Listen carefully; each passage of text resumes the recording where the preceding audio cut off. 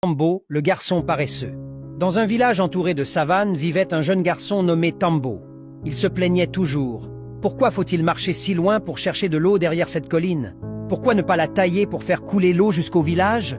Pourquoi le bois est-il si lourd? Pourquoi doit-on travailler la terre? C'est trop difficile. Un jour, son grand-père, fatigué de l'entendre râler, l'emmena au pied de la colline en question. « Tu vois cette colline ?» dit-il. « C'est celle dont tu te plains tous les jours. Elle s'appelle Djarabi, la colline de l'effort. Si elle te gêne tant, essaie de la faire disparaître. » Tambo fronça les sourcils. « Moi? Déplacer une colline? C'est impossible. » Le vieil homme sourit. « Pas si tu commences petit. Apporte chaque jour une pierre d'ici et utilise-la pour construire quelque chose d'utile. Tu verras. » Tambo soupira, mais il releva le défi.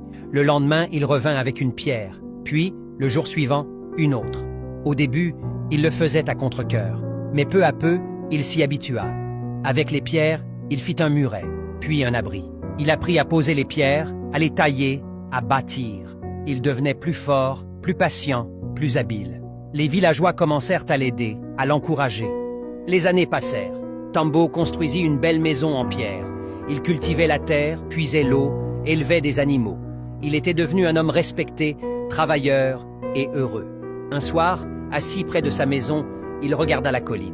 Elle était toujours là. Mais il sourit et dit « Grand-père, la colline n'a pas bougé. Mais moi, j'ai grandi. J'ai appris à construire, à persévérer. Et maintenant, je comprends. Ce n'est pas la colline qu'il fallait changer. C'était moi. Le travail constant finit toujours par donner des résultats. Ce que tu fais chaque jour, même si c'est petit, te transforme. On ne change pas le monde en râlant, mais en agissant. »